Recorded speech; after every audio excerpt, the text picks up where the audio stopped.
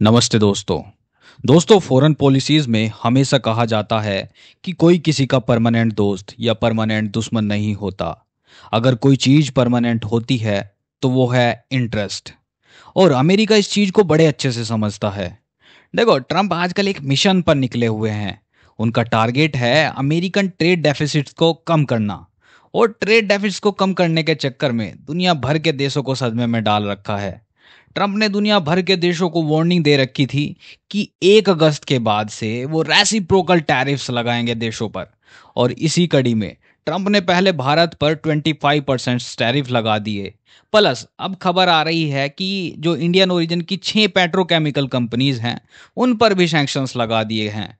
वो कंपनीज कौन कौन सी हैं और आखिर पेट्रोकेमिकल कंपनीज पर ही क्यों सैंक्शंस लगाए गए और ट्रंप क्या चाहते हैं, और ये tariff war India and American relationship को कैसे इम्पैक्ट करेगा, सब कुछ समझेंगे डिटेल में। मेरा नाम है कुंवर और स्वागत है आपका द बुलेटिन वर्ल्ड पर। देखो, ट्रम्प जब प्रेसिडेंट नहीं थे और during American election maximum Indians hope कर रहे थे कि ट्रम्प दोबारा पावर में आ जाएं। और इवन हमारे जो प्राइम मिनिस्टर साहब हैं मोदी जी, उन्होंने भी नमस्ते ट्रम्प और हाउडी मोदी जैसे प्रोग्राम्स में ट्रम्प का समर्थन किया था, which was not right all दो। लेकिन अब लग रहा है ये सब इंडिया पर ही बैकफायर कर रहा है। थोड़ा समझ लेते हैं कि ट्रम्प ने 25% के इतने हैवी टैरिफ्स क्यों लगा दिए इंडिया पर। देखो, इंडिया और यूएसए का बायलैटरल ट्रेड है, पहले उसको समझ लेते हैं तो इसके पीछे का असल रीजन थोड़ा क्लियर हो जाएगा।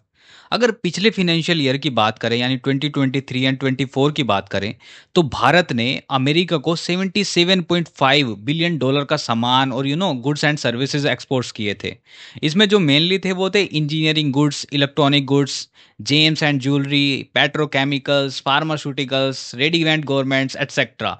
इसी तरह भारत ने जो अमेरिका से इंपोर्ट किया था वो केवल 40.7 बिलियन डॉलर का था, जिसमें जो चीज़ें थी वो थी मिनरल्स, फ्यूल्स, ऑयल्स और कुछ टाइप के कुछ कीमती stones, nuclear reactors, machineries etcetera. और अगर दोनों जो कंट्रीज के बायलैटरल ट्रेड की बात करें वो अराउंड 118.2 बिलियन डॉलर्स का रहा। अब आपको ये कहानी थोड़ी समझ आ गई होगी कि इंडिया जो है अमेरिका को सामान ज़्यादा बेचता है लेकिन उससे खरीदता काफ़ी कम है।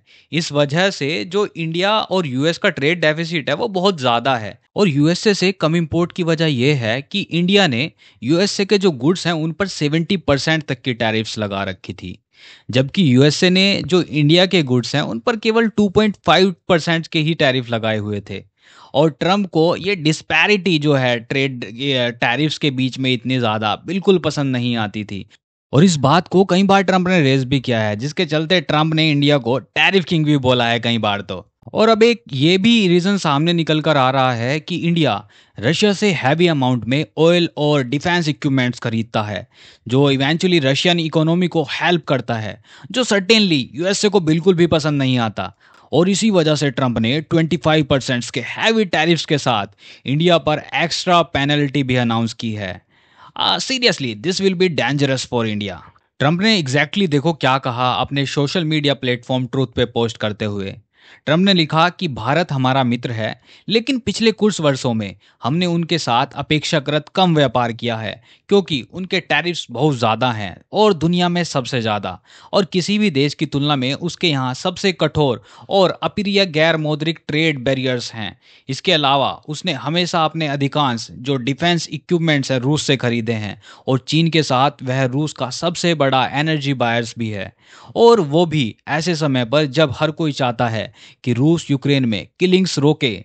सब कुछ ठीक नहीं है, इसलिए भारत को 1 अगस्त से 25% टैरिफ प्लस पेनल्टी यानी जुर्माना देना होगा। अब ये पेनल्टी कितनी होंगी, हालांकि अभी इसका कोई जिक्र नहीं है।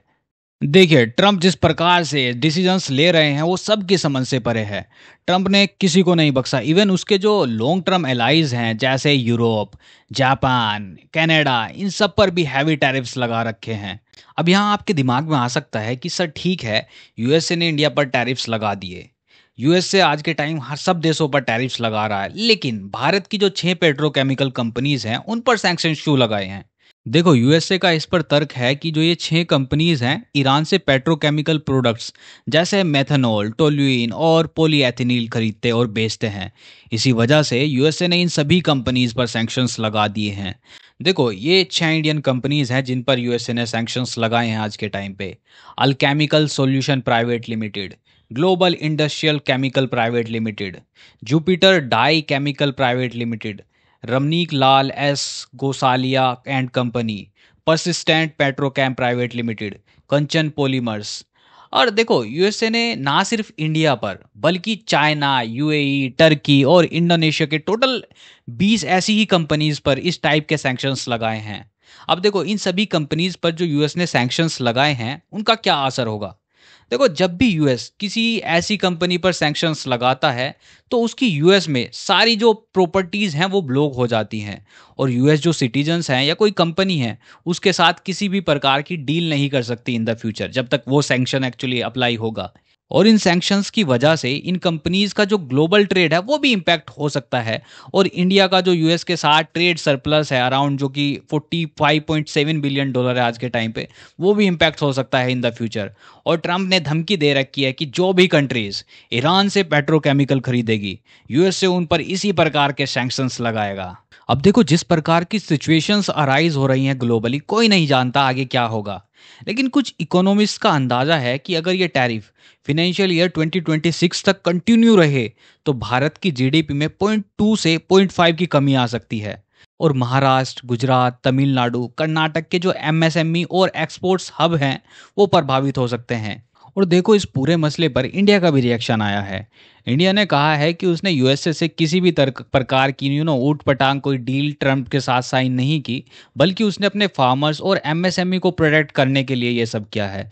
और जो ईरान और रशिया से डील की बात है और ट्रेड की बात है, वो भविष्य में उनके साथ वो डील्स, वो ट्रेड्स कंटिन्यू रखेगा, ताकि जो हमारी एनर्जी सिक्योरिटी है वो एंश्योर की जा सके। तो दोस्तों, आपको क्या लगता है, क्या ट्रंप का इस प्रकार से टैरिफ्स और सैंक्शंस लगाना सही है? और क्या लॉन्ग टर्म में यूएसए अपनी अलाइज कंट्रीज का ट्रस्ट कंटिन्यू रख पाएगा? और क्या इंडिया को भी एग्रेसिवली अब यूएसए की वीकनेसेस ढूंढकर उनको टारगेट करना चाहिए? कमेंट सेक्शन में अपने थॉट्स जरूर बताइए। मिलते हैं आपसे नेक्स्ट वीडियो में। तब तक के लिए स्टे क्यूरियस, स्टे सेफ। जय हिंद।